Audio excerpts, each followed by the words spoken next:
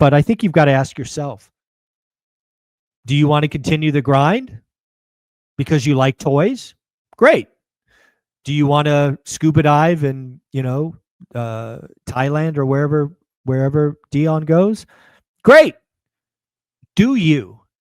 Don't compare your year 11 with anybody else. You decide what's right for you and be happy with your choice.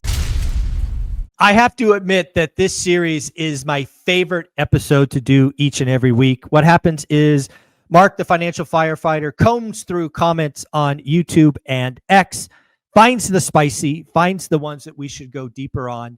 And I really enjoy the opportunity to respond, as I don't typically write long responses in YouTube. So, Mark, once again, it amazes me that you're willing to do this each and every week. I thank you. The audience thanks you. Let's jump in. Let's see what you got this week.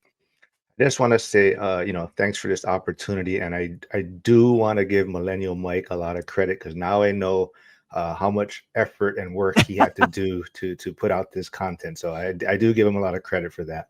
Absolutely. But this one is a little different. It's not a comment that was on YouTube or X. This was someone who I communicate with, and they did join the school community, and they tried it out for a month.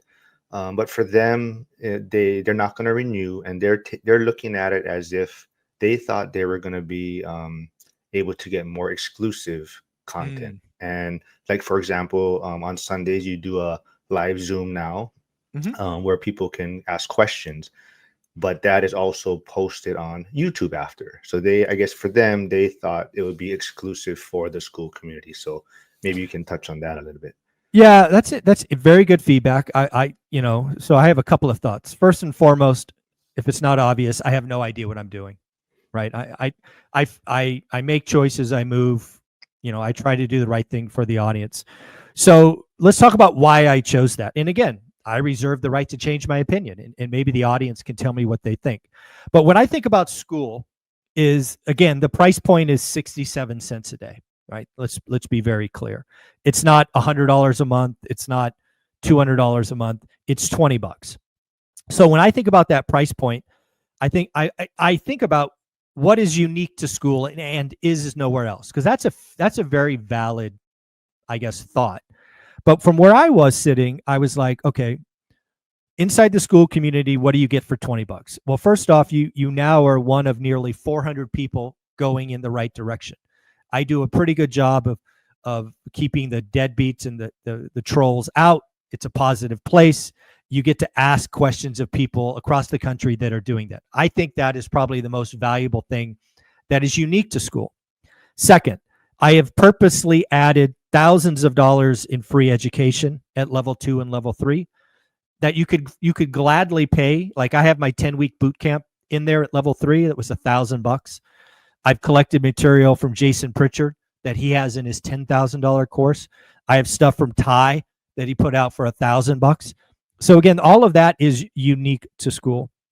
And then we have now 7 accountability groups. That is, again, unique to school. And then finally on Sunday, the reason I did it this way, and again, don't know what I'm doing, maybe I'm wrong, I'll let the audience tell me, is I thought the uniqueness of school was the ability to go live and ask me questions. I decided, and again, maybe I'm wrong, maybe I won't do it again. I thought the ability to post what was shared in school on YouTube gets other people excited to join the live Q&A, and thus that. So again, I see plenty of value for $20, 67 pennies a day. If the answer is, Zuber, you're giving too much away, keep the Sunday sessions private, right? No skin off my back. I'm if the audience think that's the right thing to do, tell me. So, maybe that's the right answer. Maybe the answer is, we go live in school on Sunday and only school members can see the replay. I thought there was plenty of value already, but maybe I'm wrong. Well, it's funny you mentioned the accountability groups. So we actually did discuss this also on the call last night, Frank's accountability call.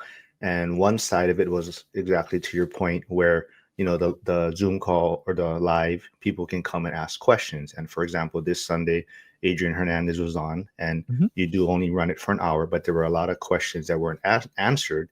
And Adrian was like, hey, here's my number. Yeah. take it down, message me your question, and I'll get back to you. And I think that's super helpful.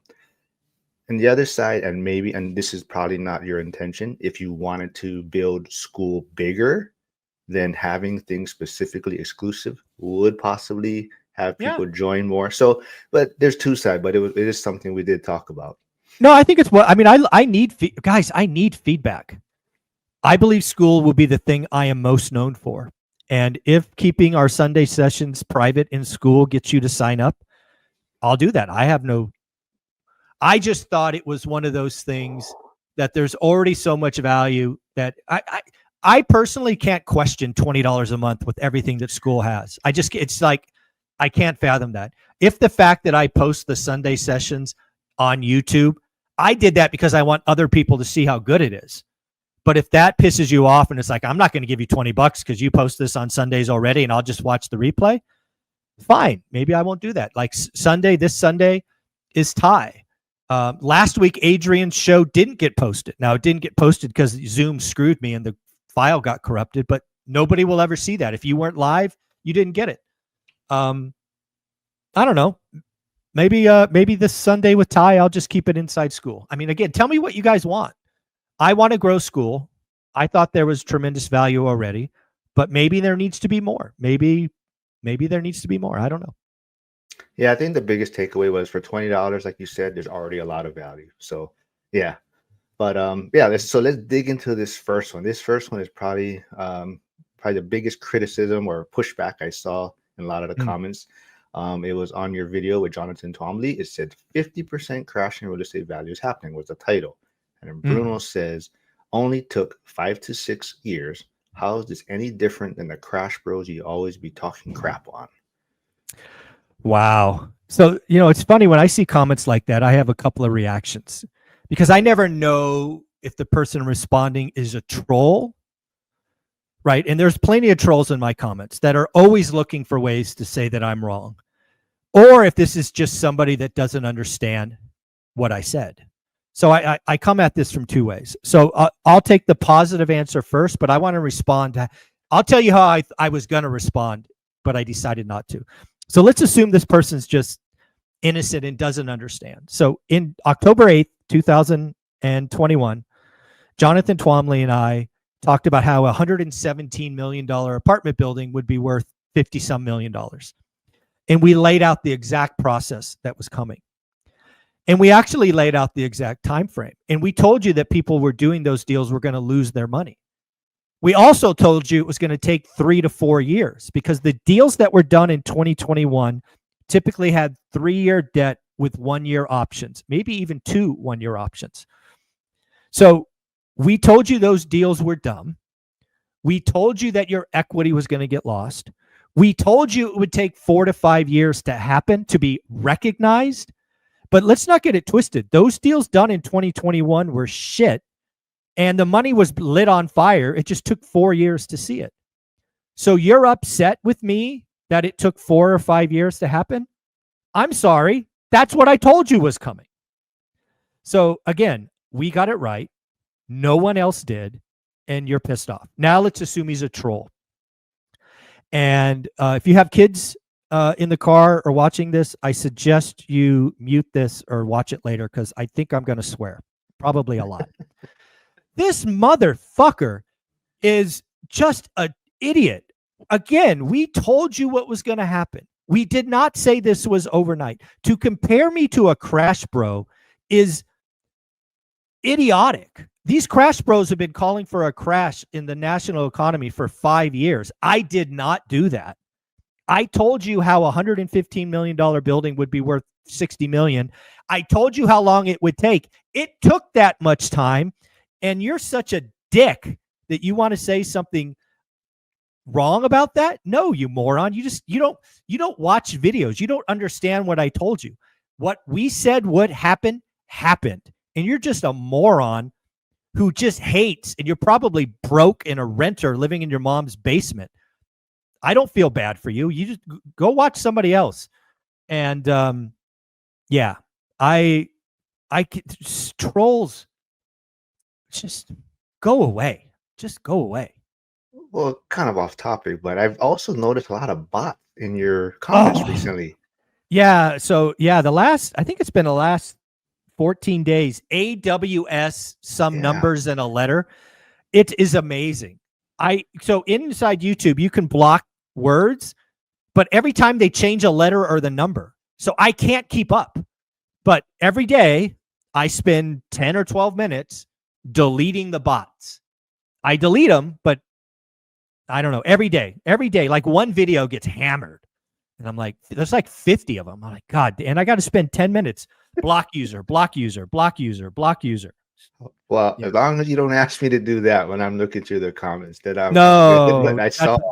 that's my problem. All I right. wish Well, YouTube. I mean, YouTube. You can't figure this out when all those comments come in like 7 seconds. You can't figure out that that's a bot. I mean, geez, very frustrating. So, this, if the bots got like 3 or 4x worse, I might stop responding to comments because literally I'm on the treadmill blocking for 20 minutes.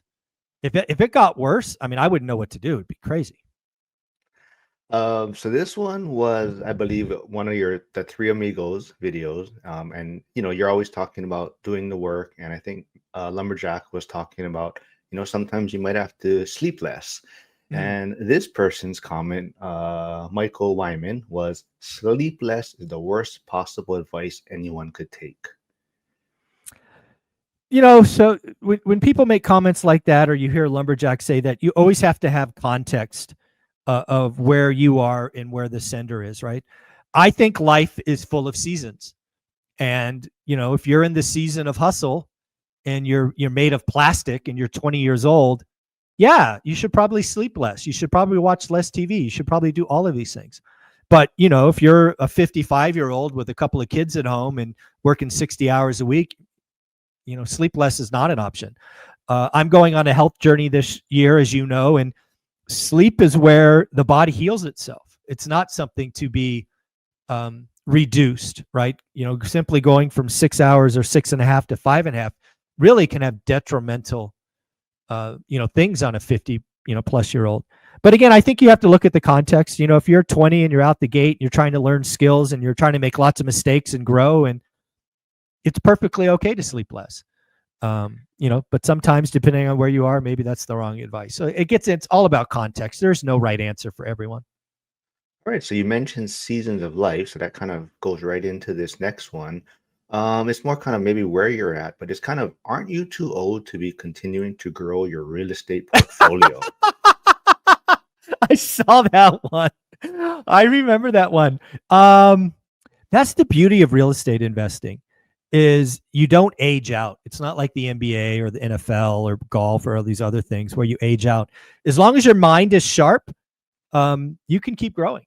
There is some point in life, and I think the number for me is 60. I'm not quite 60 yet.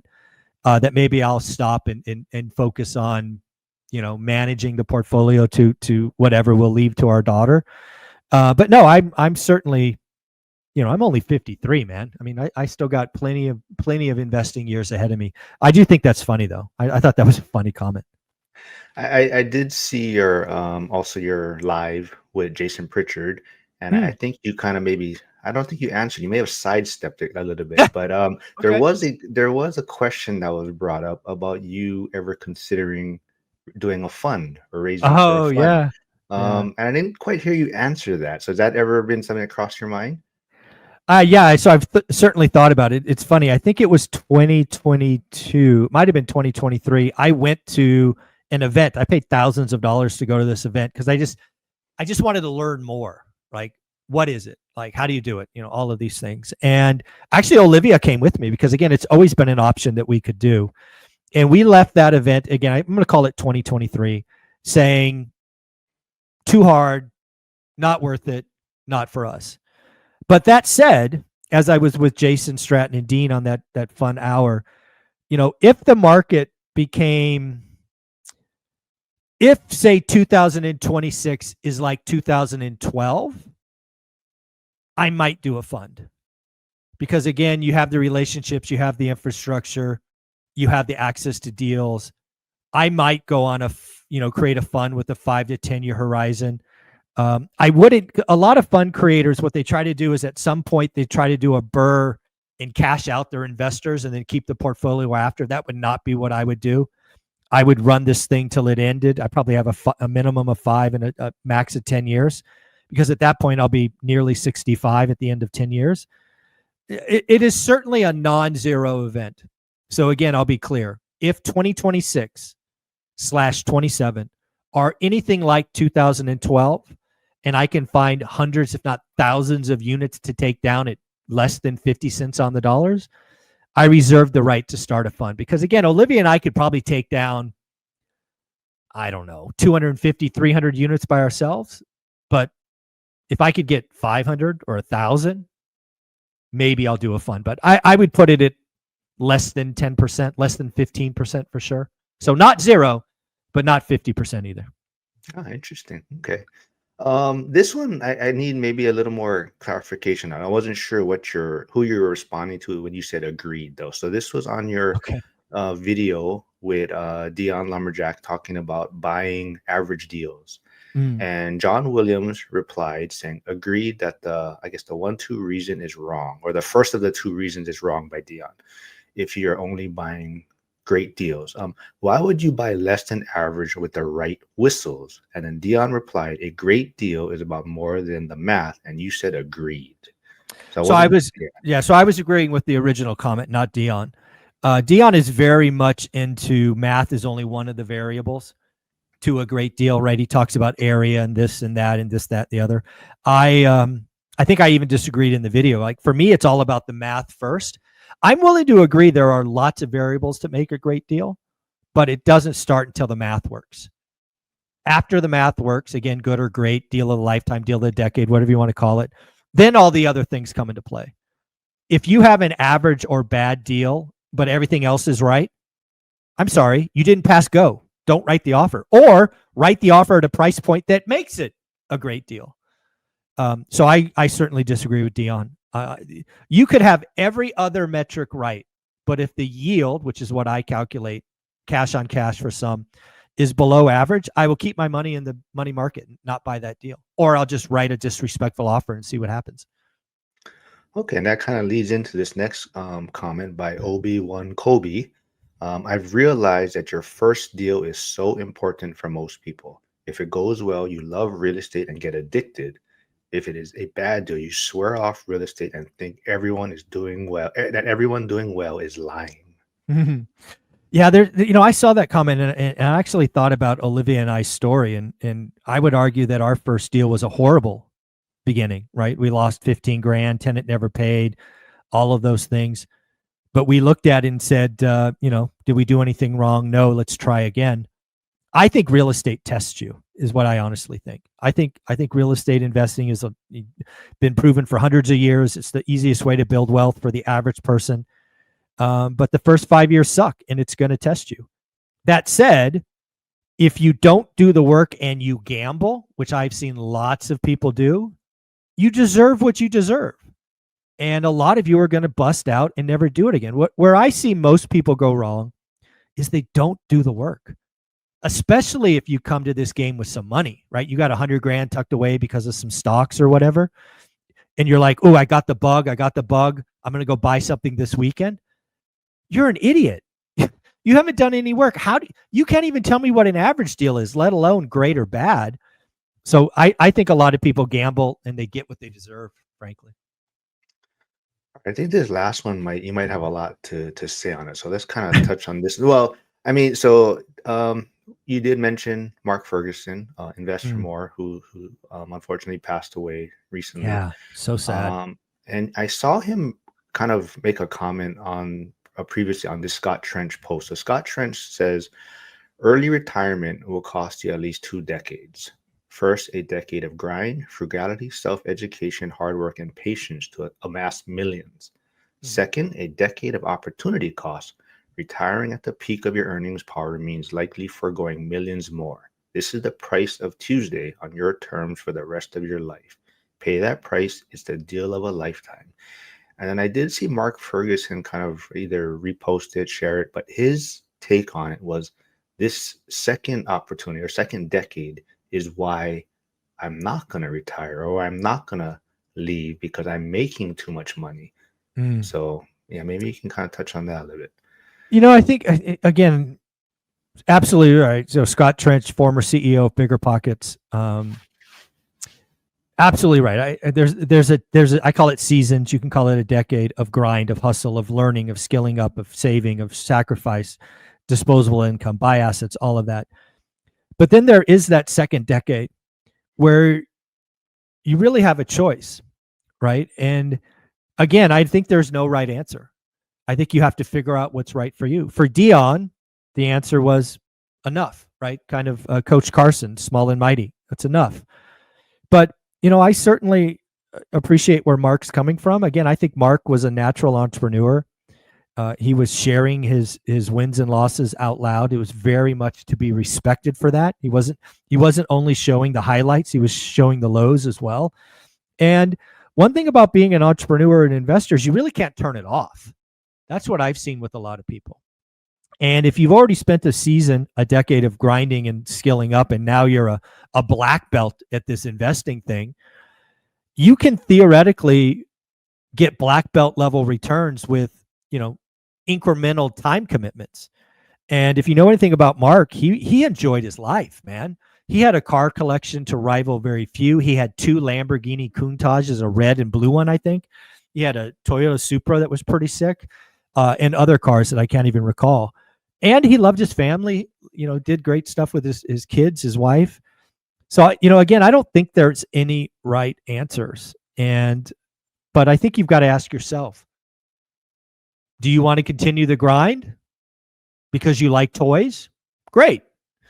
Do you want to scuba dive in, Thailand or wherever Dion goes? Great. Do you? Don't compare your year 11 with anybody else. You decide what's right for you and be happy with your choice. And oh, by the way, other thing I've said many times is Olivia and I climbed up our financial freedom ladder and we chose to sit down. But I've always said I reserve the right to climb again. And as we said earlier in this video, if 2026 or 27 turns into 2012, I'm going to go ham again. I'll at least double our portfolio. I might triple it. And then we'll sit down again and we'll see what happens. So, no judgment either way. You do you. It's definitely a worthwhile conversation, and it doesn't have to be black or white.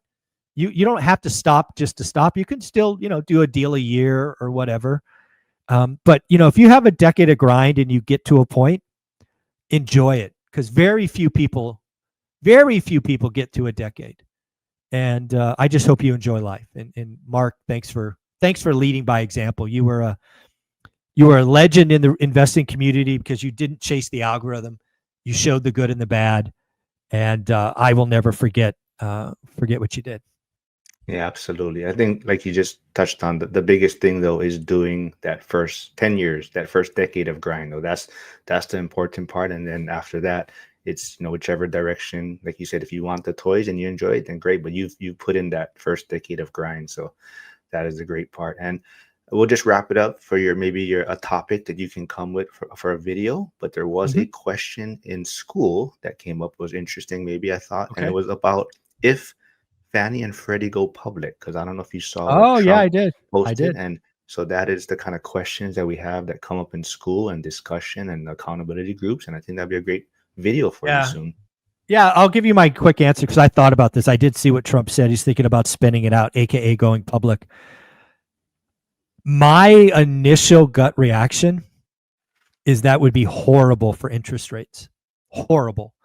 I believe because they are under the government umbrella that the risk return is artificially low.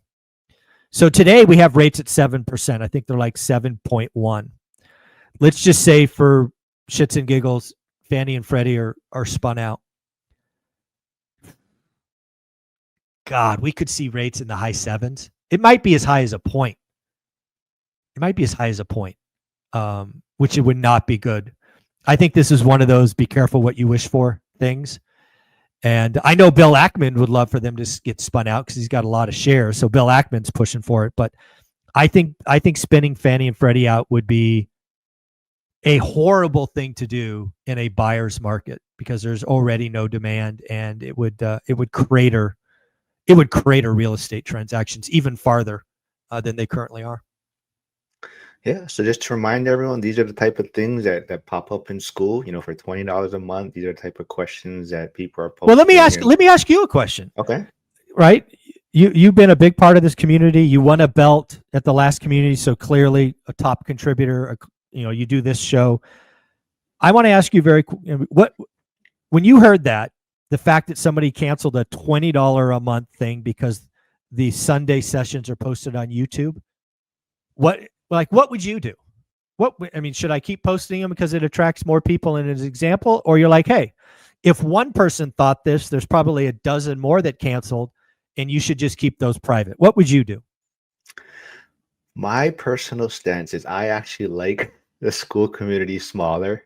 So attracting more people is not what I'm, too happy about. But more greetings and more getting to, but I do enjoy it. So, I do like the smaller community feel. But I think my biggest point was for $20, how much exclusive stuff are you expecting? Like you're saying already, there is a lot of content in there that you already are going to get for $20.